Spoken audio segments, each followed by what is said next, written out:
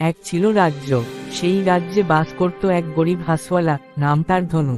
তার ছিল মাত্র একটিমাত্র হাঁস, নাম চাঁদ বিবি। চাঁদ বিবি কিন্তু ছিল একটু আলাদা, সে ছিল সোনার ডিম পাড়া হাঁস। ধনু রোজ একটা করে সোনার ডিম পেত, আর সেসব বিক্রি করে চলত তার সংসার। একদিন ধনুর মনে লোভ জাগল। ভাবল, যদি হাঁসটার পেট ছিঁড়ে ফেলি, তাহলে হয়তো সব সোনার ডিম একসাথে পেয়ে যাব। লোভে পাগল হয়ে সে ছুটে গেল ছুরি আনতে। হাঁসটাকে ধরেই কেটে ফেলল, কিন্তু হাঁসের পেটের ভিতরে ছিল কেবল রক্ত আর নাড়িভুড়ি, একটা ডিমও নেই। ধনু মাথায় হাত দিয়ে বসে পড়ল। এখন না আছে হাঁস, না আছে ডিম। সেদিন থেকে ধনুর দারিদ্র্য ও অনুশোচনায় দিন কাটে। রাজ্য জুড়ে সবাই বলতো, লোভে পাপ, পাপে সর্বনাশ। পায়রা নৈতিক শিক্ষা, লোভের ফল সর্বদা ক্ষতিকর। ধৈর্য ও সন্তুষ্টি জীবনের সঠিক পথ। এই গল্পটি ছোটদের শেখাবে, ধৈর্য ধরলে ভালো ফল মেলে, কিন্তু লোভ করলে সবকিছু হারাতে হয়। এবার তবে আমরা ভিডিওটি শুরু করি। আমি চুড়ি বিক্রি করতে যাচ্ছি। মা, একা একা বাড়িতে থাকতে যে আমার একদম ভালো লাগে না। আজ আমিও তোমার সাথে চুড়ি বিক্রি করতে যাব। আচ্ছা ঠিক আছে মা, চল। এরপর টুনি টুকিকে নিয়ে চুড়ি বিক্রি করতে চলে যায়। চুড়ি নিবে গো, চুড়ি। দিদিরা মাসিরা, চুড়ি নিতে চাইলে তাড়াতাড়ি এসো, আমার কাছে চলে এসো। চুড়ি নিবে, চুড়ি। টুনি দাঁড়া, আমি তোর কাছে চুড়ি নিব। সুখী দিদি, দেখো কোন চুড়ি তোমার পছন্দ হয়। আমাকে এক ডজন লাল চুড়ি দে তো, আমার হাতে লাল চুড়ি বেশি ভালো লাগে।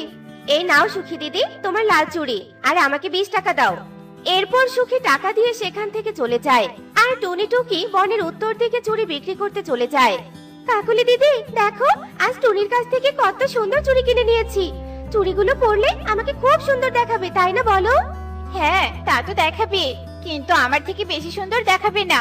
টুনি চুড়ি নিয়ে কোন দিকে গেছে রে? আমি টুনির কাছ থেকে 2 ডজন চুড়ি নিব। বনের উত্তর দিকে গেছে। আমি তাহলে ওদিকেই যাই। এরপর কাকুলি টুনির খোঁজে বাড়ি থেকে বেরিয়ে পড়ে, আর খুঁজতে খুঁজতে কাকুলি টুনির দেখা পেয়ে যায়। টুনি, তুই এখানে? আমি আরো কখন থেকে তোকে খুঁজছিলাম। তাড়াতাড়ি আমাকে 2 ডজন লাল চুড়ি দে তো, পাশের বনে বেড়াতে যাব। ও তাই নাকি? আচ্ছা ঠিক আছে, এক্ষুনি দিচ্ছি। এই নাও তোমার 2 ডজন লাল চুড়ি, এবার 40 টাকা দাও। আমি এখন বেড়াতে যাচ্ছি, তোকে কোনো টাকা দিতে পারবো না। পাশের বন থেকে এসে তারপর তোকে টাকা দিব। আচ্ছা ঠিক আছে কাকুলি দিদি, তাড়াতাড়ি টাকাটা দিও, কারণ এই চুড়িগুলো বিক্রি করে আমি সংসার চালাই। তোকে টাকা দিতে আমার বইয়ে গেছে, তোকে টাকা দিব না বলে তো বেড়াতে যাওয়ার মিথ্যে কথা বলেছি। আচ্ছা ঠিক আছে, তাড়াতাড়ি দিব। এসব বলে কাকুলি বাড়ির দিকে আসতে থাকে, আর তখনই সে দেখতে পায় পথে একটা মরা হাঁস পড়ে আছে। এই মরা হাঁসটা বাড়িতে নিয়ে যাই, চালাকি করে টুনির কাছ থেকে আরো চুরি নিব। এরপর কাকুলি মরা হাঁসটা নিয়ে বাড়িতে চলে যায়, আর এভাবেই সারা দিন কেটে বিকেল হয়ে যায়। আর বিকেল হতেই টুনিও টুকি চুরি বিক্রি করে বাড়িতে ফিরে আসে। ওই তো টুনি বাড়িতে ফিরেছে, এবার সুখীকে নিয়ে টুনির বাড়িতে যাই।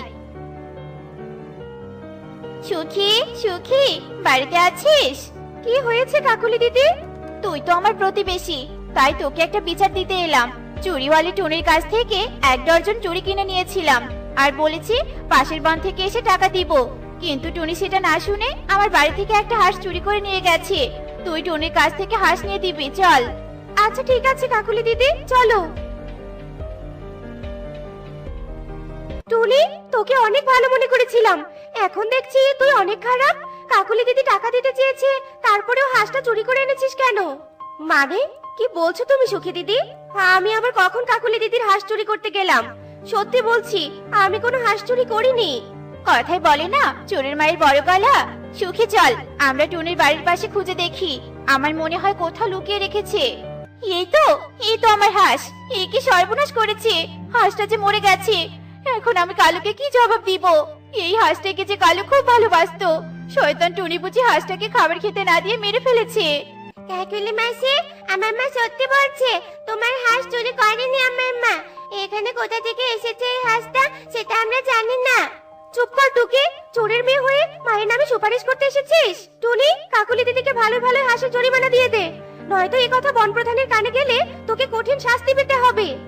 তোমরা যখন জোর করে আমাকে চোর বানিয়ে দিচ্ছ, তখন আর কি করার? টাকা থাকলে তো জরিমানা দিতাম, কিন্তু আমার কাছে এত টাকা নেই। আজকে চুড়ি বিক্রি করেছি, টাকা পেয়েছিলাম, তা দিয়ে আবার চুড়ি কিনে নিয়ে এসেছি বিক্রি করব বলে। সেই চুড়িগুলোই আমাকে দিয়ে দে, আর বাকি টাকা কয়েকদিন পর দিয়ে দিস। আচ্ছা ঠিক আছে কাকুলি দিদি, তাই দিচ্ছি। এরপর টুনি চুড়ির ঝুড়ি এনে কাকুলিকে দেয়, আর কাকুলি চুড়িগুলো নিয়ে খুশি মনে বাড়িতে চলে যায়। মা, তুমি চুড়িগুলো দিয়ে দিলে কেন?